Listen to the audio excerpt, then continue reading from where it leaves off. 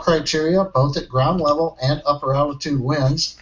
Probability of good weather is 90%. We're just watching the clouds that may drift over the pad as we get down towards T0. Now we're going to listen here at 13 minutes to the readiness poll for terminal count. FTS. FTS, go. All right, I'm not sure if I know how to work this thing. GNC, go. All right, here, I'm in now. I can figure it out. I think I screwed up the playlist layout. Yeah, here, I got it. OSM. OSM, go. Rock. Rock, go. CE. Go. MD. Dragon MD's go. LD, verify, go to initiate terminal count. Launch director, verify, go for initiate terminal count. Proceeding with countdown master auto sequence. DC, start the terminal count auto sequence.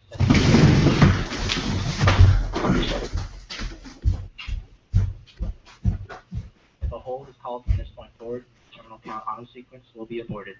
Indicate an abort or hold condition by saying hold on the primary countdown net. In this event, the VC will immediately abort the auto sequence. The VC shall not abort the auto sequence after T-minus 10 seconds, and operators shall not call a hold after T-minus 10 seconds. If a hold is called, all operators proceed to terminal count abort sets in section 10.60.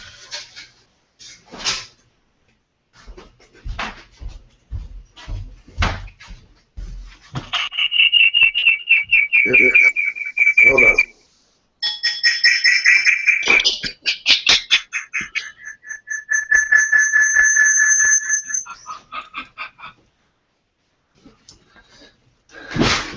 Ow.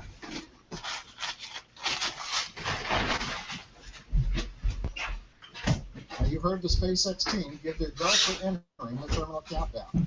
Terminal countdown is a sequence in which the Falcon 9, Dragon, and ground computers control the final events in the countdown leading up to launch.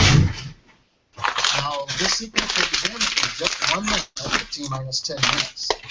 Once we get into the terminal countdown sequence, you'll see 3 valves open to the 9 first-stage engines, allowing fuel and liquid oxygen to flow to the inlet of the engine turbopumps. Lead valves are open, and that allows liquid oxygen to chill in the engines to prepare them for ignition just before T0. While you don't see the pre-valves open, we will probably get some view of the white gaseous oxygen coming out of the base of the vehicle. That indicates that liquid oxygen is now flowing, chilling in the engines. At T-minus 8 minutes, Dragon spacecraft will go to internal power. Inside of 6 minutes, the transporter erector will begin to retract from the vehicle as we pressurize the vehicle tanks and then bring back the erector. In the last minute of the countdown, we'll pressurize tanks to the flight pressures. Flight computer will command ignition and then liftoff. We'll do the final engine checks, and then the Falcon 9 and Dragon will be flying.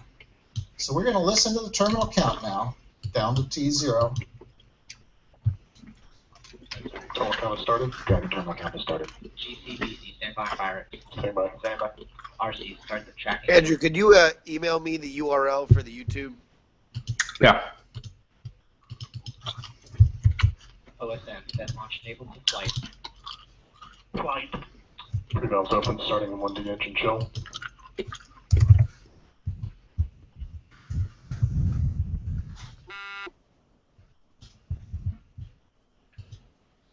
Sent. Securing Dragon chill 1. Up ground T-tip system.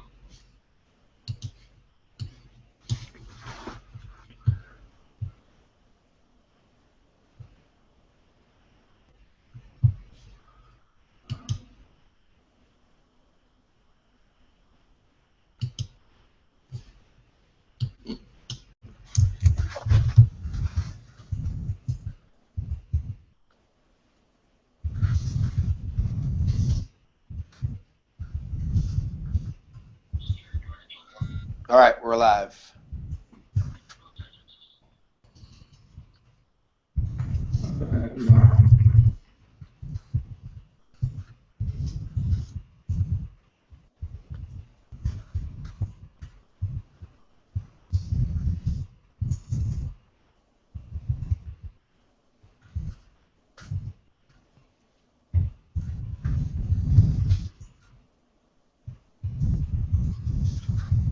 All right, man, we're live.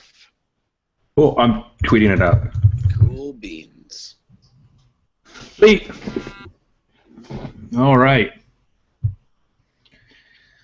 Let me pull up my window here. Oops, not that window. Let's grab the other window. T-minus 8 minutes. There we go. So, closeout started. 8 minutes away. Boy, it's cool because, like, remember, like, you know, where I was for, you know, the first, I got to go to one Falcon launch and go see it from the causeway up close, which was cool, which, you know, where we saw it from before was really cool, but just even there, you can really make out the rocket and all that. It's Yeah. awesome. Now you look at all around there, all those towers, which, you know, the lightning towers, those are all designed, you know, basically to, because it's Florida, it's humid. Just to Yeah. absorb any stray lightning strike. Mm-hmm. Closing out stage 1 heaters. Now, when they do the Falcon Heavy, they're going to do it there, but I don't think it's going to be the same launch pad because the Falcon Heavy is going to have 3 times the engine. So you look at the outflow there for, you know, underneath there for like where the rocket exhaust goes, and you imagine it's going to have, you know, triple that, which would be exciting, which we may see Falcon Heavy launches this year. Oh, really? Mm-hmm. That's crazy. Yeah. I mean, I guess, like, we're watching the first stage attempt. Yeah, exactly. Land, so, like, yeah, we're in different times. Yeah. It is. I can tell you that the attitude at NASA has changed considerably as I shove Skittles into my face. As SpaceX proven itself, you know, for the people there who just want to do research, who want to, you know, just go there and, you know, do real space stuff, it's exciting for them to have a new platform to be able to do that. And, you know, it's not just SpaceX that wants this thing to succeed. There are a lot of people at NASA who would like for it to work out too. And Musk talked in a Reddit about how much they've learned since they started working on the Falcon 9, and every time they build it, they go back and it changes a lot of the way they think about stuff. And the problem in big government programs is you're building a thing you got funded for 10 years ago, and it's hard to just change your designs and change your profiles, whatever. You can have the best engineers in the world, but to have to go back through that process again is really, really problematic. Where they're talking about for the next generation of rockets at SpaceX, the Mars transports, they really call them the Mars transports, you know, they've learned a lot and they're going to change them. He says sometime this year they may reveal the new direction for that, which can be fascinating. My money is on, well, I'm hopeful, they may actually try and announce, if they can get the Falcon Heavy working, a Martian sample return mission. Oh, that SpaceX would do something unmanned to Mars? Yeah, because the Falcon, excuse me, the Dragon in theory will be able to land repulsively on any hard surface in the solar system, which means it could land on that. There's a proposal called Red Dragon, which is the idea of using SpaceX hardware to send a Falcon, to send a Dragon to Mars. So. You know, that might be something we could have, you know, just getting rocks from Mars alone could be very helpful. There's a thing that came out, which we'll probably talk about on Sunday. There's a biologist who's looking at some of the new Mars Pathfinder footage and is showing, you know, these samples. He shows these rock formations. He says, if these were on Earth, we would absolutely say this was formed by biological processes. Because it's on Mars. Yeah, he says that it's a form of process that the way these microbes function and create these sort of sheeting actions. He says anytime you see that on Earth, you know that microbes did it. He said on Mars, you know, you have to invent some other explanation that we don't know what it would be for it to be non-bacterial, non-microbial, which very well could be. You know, Mars, geochemistry is radically different than our own. But getting those rocks back, getting those materials back to Earth is really, really critical, and we don't need to wait until we can put people on there. We can send something on there, scoop up a bunch of samples, and fly them back sooner than later. Is there political red tape for doing something like that? Like, I mean, what SpaceX is doing is remarkable for a private company, but once we get into exploration that is very, very rare, do you think that they will get more pushback? I think that you're going to see. You're going to get pushback from a couple areas. One of the things you're going to get pushback from, of course, is the competitors, the competition, the people that want to build the other rocket platforms, because they see the virtue in what they want to do. They have their own interests, etc. And you see that already. You see that a lot of the criticism of SpaceX, and Elon Musk is an outspoken guy who's certainly going to attract a certain amount of flack for some of the things he says, but I think he's very sincere. But we see this whenever you see the really super negative SpaceX stories. It's usually some guy who's a consultant in the space industry who is looking at who his next clients are going to be. Not to say there's not reason for criticism at all. I mean, it's like anybody else. They're fair subject matter. But pushback, I think you're going to get some. But I think that if they keep showing that they can do it. And if they can land that first stage, which hopefully that'll happen tonight, if they can land that, that's a big, huge milestone. That's something nobody else has ever done. It's a shut up to the arguments that say that, well, everything they've done has been done before. Well, they're doing it cheaper and they're doing it, seem to be pretty reliably. But being able to do that would be a great, great new step. And it also means that it becomes something that you can then factor in your economic proposals. And as the crew capsule develops, it gives NASA scientists and engineers something to build around to say, okay, if we have this platform, if we have these fixed costs, then we can go request X number of money, to do missions or whatever. That's a big problem because, if you're NASA and you want to go to Mars, what does it cost? You don't know. Nobody knows, and you have to go to your contractors who are going to try to give you the best number they can get to think that hopefully it'll go through, but it's voodoo. I guess this is really the great unknown. Like, this is proof of kind of the unknown multiplier, I guess in this case, like the unknown divider for space budgets, right? Like, SpaceX has always pinned their ideas on okay, well, this is possible because it'll be. I'm going to interrupt you for a second. We're 1 minute away, which means that given delay, this thing may have launched by now. Oh, holy poop. So we're 50 seconds away.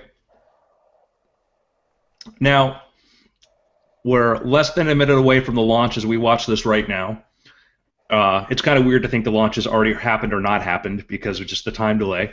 Exactly. And we could be maybe an hour away from finding out if we've landed the first stage, which means that we want to talk about a super important moment, a technological moment that will change space travel is going to happen, could happen within the next hour. That's insane. The world, we're at this forking part of reality right now. What happens next is going to be one of those big factors. 10, 9, 8, 7, 6, 5, 4, 3, 2, 1, ignition, and launch. Oh, baby. All right, Falcon 9 is heading off right now. Now, it's got to go 50 miles up before they do the first stage separation.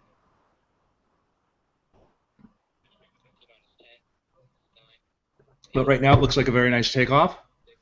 I'm watching a delayed feed here. Yeah.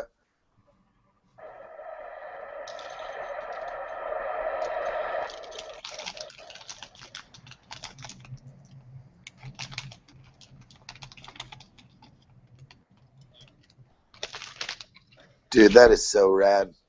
Mm. It's like a little tadpole. Yeah. Flying into space. Now we're watching the SpaceX launch. So far, so good. We're a minute into the launch. You hit a point at which you start accelerating, and the atmosphere starts to hit you really, really, really, really fast. And I think that's what they call maximum Q. And that's a point, like a very critical point. But once you get to that point and you go past that, then it's a little bit smoother sailing. But it's just, it's like slamming your fist into water. This is crazy. All right, I mean, so if successful, I think we've talked about this in the podcast, but just to reiterate for context, where does this rank in the grand steps of space travel? Like, in my opinion, I'm not an engineer, mind you. Landing that first stage, that is, from a technical achievement, we haven't seen something on that scale since the Apollo. Because what Apollo was sending a rocket. You know, I mean, the first big steps were, you know, we were sending things. You know, the Nazis were sending V-2 rockets into technically what we call space. yeah, But the first big thing was orbital, which was sending Sputnik into orbit. To do that, you had to go fast enough to reach orbit. It's one thing to go high up and then land back down, but to reach orbit meant things had to be going really, really fast. That was a big achievement. Sputnik was a big thing, okay? Reaching orbit. From putting a human in orbit, that meant solving a lot of engineering things, but from a technical point of view, that was, okay, we just have to scale that up. The next biggest step really was, you know, was with Apollo, was landing people on the moon and then having a spacecraft take off of another object in the solar system and come back to Earth. yeah. That was what was incredible about Apollo, is it wasn't just the fact we landed on the moon. We've got separation. You can hear it. Or by the way, our friend TJ is at Hawthorne.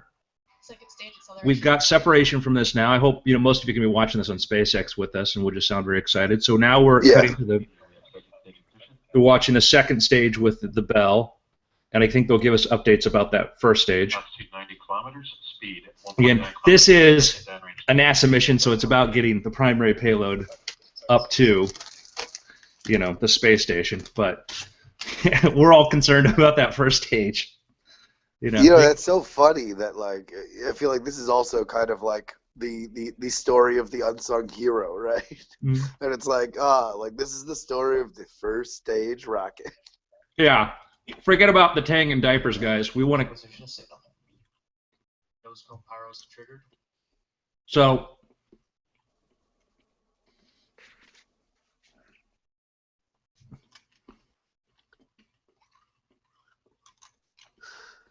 So this is.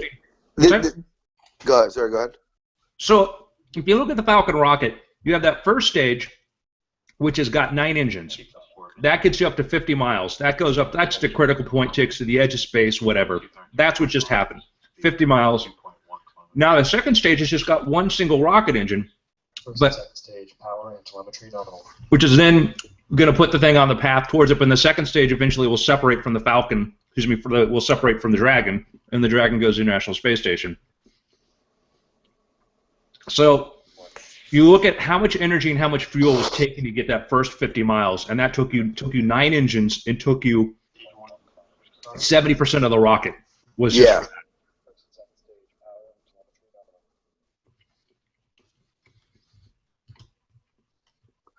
It would be so amazing if this is like the first time that this becomes the norm, you know? Oh yeah. Like,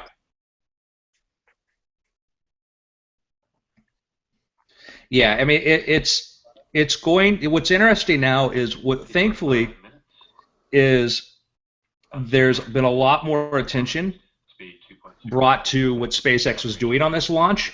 You know, when I spoke to our friend with Fast Company, I was trying to explain about, you know, they're trying to bring back the first stage on this launch, and they didn't know. I'm like, you sure about this? And I'm like, I had to send them like links and articles to say, no, this is happening Really? now. Oh yeah, because it was, you know, 3 months ago. It was yeah. further down the radar, you know.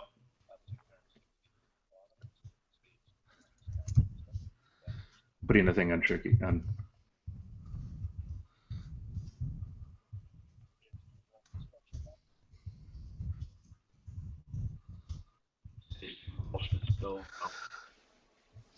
Right now, according to their embed, there are 54,420 people watching the SpaceX live stream. I just updated to me to 58. That's amazing.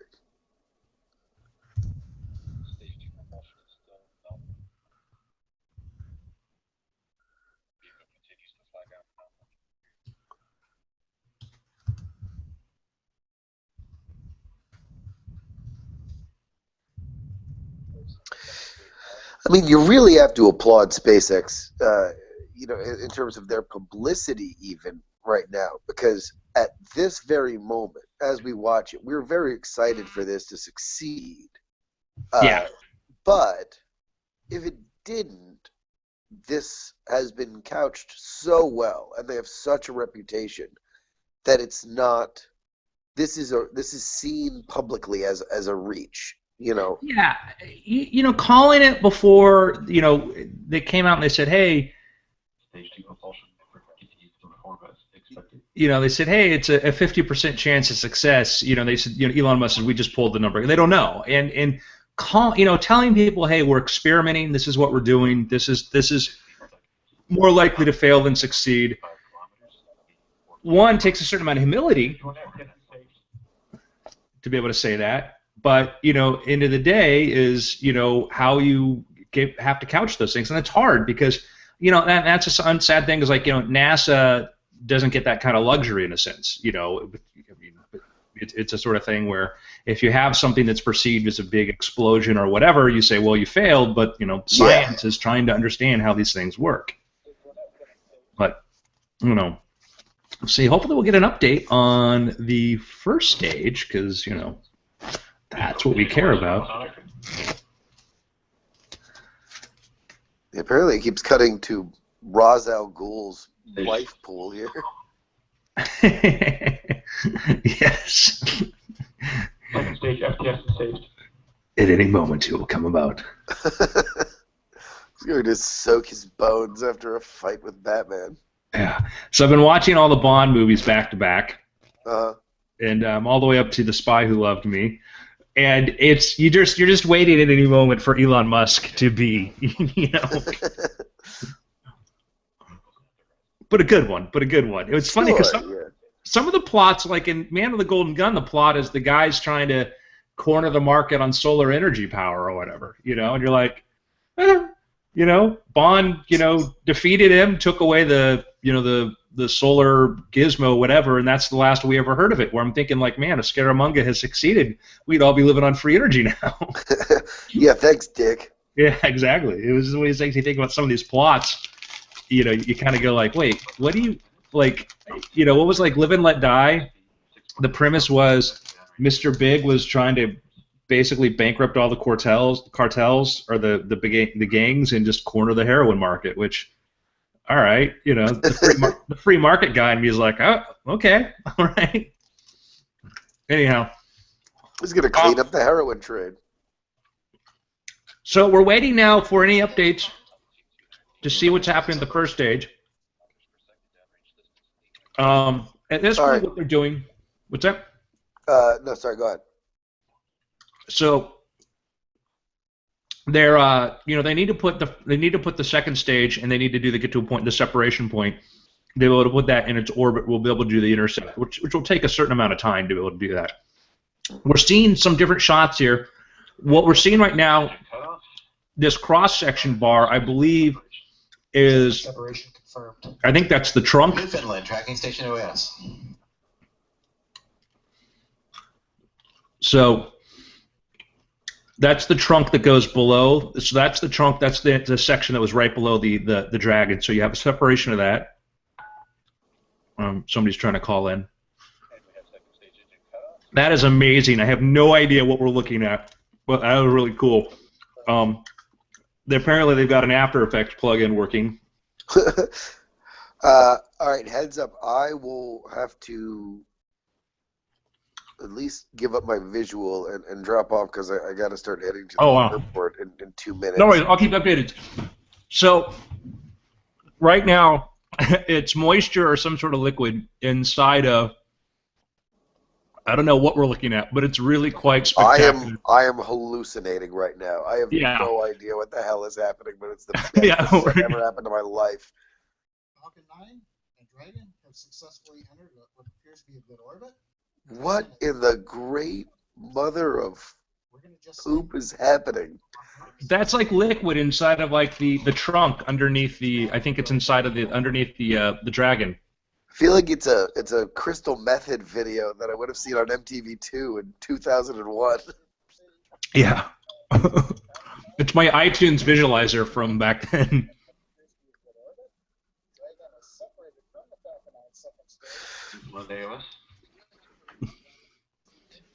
Yeah, All folks. right.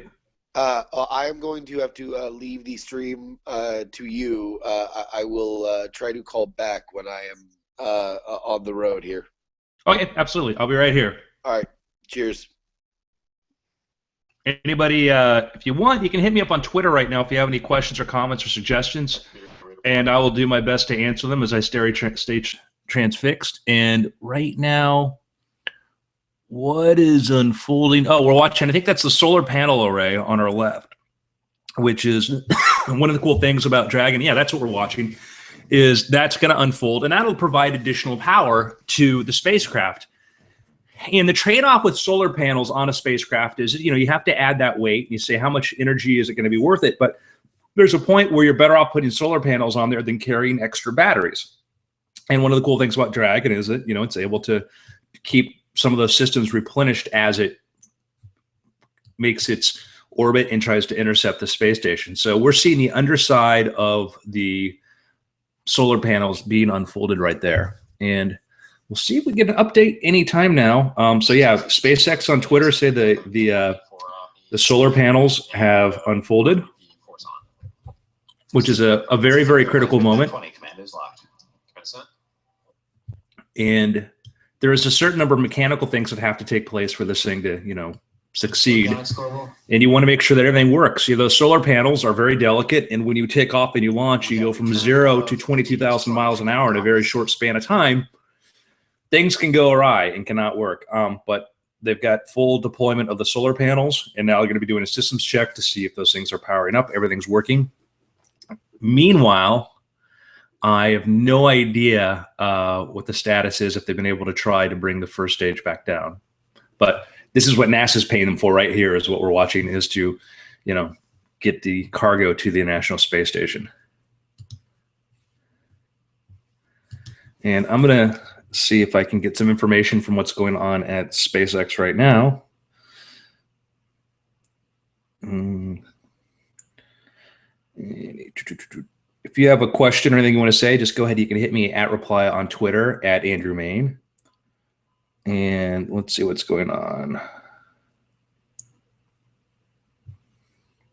It's funny is that, the flow of information in these things is really, really interesting, because each group is focused on one thing. You have a group of people right now, their whole job is to make sure this thing, that getting the primary cargo to getting the Dragon all the way up to the space station, that's what their attention needs to be on right now. You have people who are focused on other systems, other things. When when you're out there and you're watching the launch and you're waiting for this flow of information, there has to be somebody who's trying to bridge this and manage this, but it's a lot of things to pay attention to. And there's a lot of little systems. So just to give you an insight, like, for instance, people in Hawthorne right now, California, where they have the factory, they build these things, they're getting data, they're watching some of the same stuff we have. So they don't know what's going on right now with the first stage. Avionics Global. And that's, you got to think about that. Here's this thing you've built, and you're just as much in the dark as the rest of us is about it. But there you go. That's space travel. That was a really surreal moment. That was really cool watching, from the inside, and the ability to watch so much of this happens as it's taking place, getting these feeds from the spacecraft, getting the live feeds, having the different little cameras. It's a lot easier now to put these small little cameras inside of there. Now, what we're looking at right now, I believe that is a view of, that could be, I think that's the Well, as you've trunk. seen and heard, looks like we've had another successful launch of the Falcon 9 rocket Brag and about Dragon it. spacecraft into orbit. It was a great ride from the Falcon 9, and then Dragon separated, and you saw the solar array deployment. Right now, for those who are wondering about the first stage, we have data, but as we talked about in the press conference before launch, the Falcon 9 first stage goes over the horizon, so we lose data. And so right now we're waiting for the recovery team to provide information. We'll have an update on social media later on this morning on what's happened with the first stage.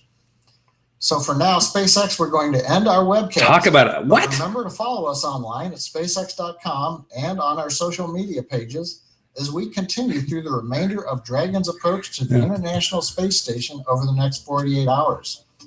SpaceX would like to All say right. thanks I hope to its TJ, customer our buddy out there, is making the and to Diamond Club Air Force symbol. for Eastern Range and ground station support, and to the Federal Aviation Administration, as So, well as all of you who have tuned in to follow us with today's successful launch.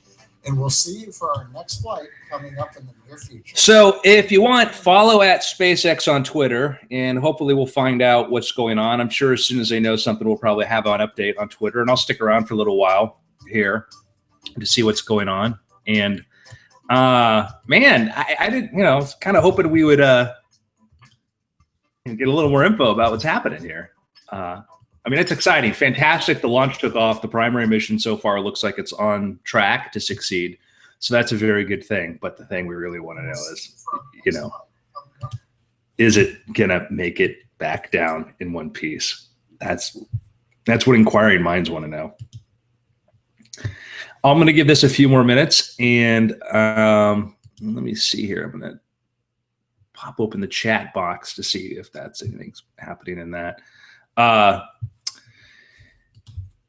Very, very cool. That's just, again, I had no idea what to expect as far as the images and what we were going to see from the video feed that came through there underneath the rocket, or underneath the Falcon. And I'm trying to imagine, if that was inside of the trunk. So you have the first stage, and then you have the second stage with one engine, and then you have on top of it, you have the Dragon, and then there's basically a trunk section there that can store stuff and they can put things in there. It's not pressurized. It's not part of the pressurized capsule. So I don't know if that's what we saw underneath there or not, but that was really cool with globs of water floating near the camera. Didn't expect it. Space is cool. I had no idea. Anyhow, that's, again, I keep hoping we're going to see something come through here any second now. Rocket made it to drone space warship, but landed hard, close, but no cigar this time.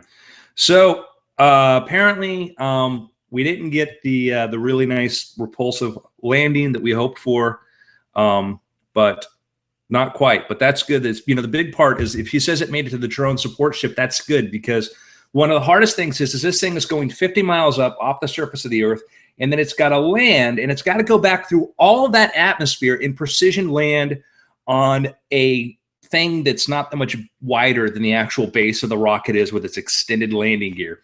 That alone, being able to get it close to the drone ship is great. That's a good first step. Obviously, we'd love to see a wonderful, beautiful landing of the thing all in one piece and have it work perfectly. But as far as an incremental step, that's very good. So according to Elon Musk, rocket made it to drone spaceport ship, but landed hard, close, but no cigar. Bodes well for the future, though. So it's a very optimistic response. Well, so far, so good. I have nothing to add. So thanks for tuning in. We're going to be recording Weird Things this Sunday. That'll be right here on diamondclub.tv. Myself and Justin and Brian Brushwood. Be sure to tune into that. Later on, thank you guys for joining me. Good night.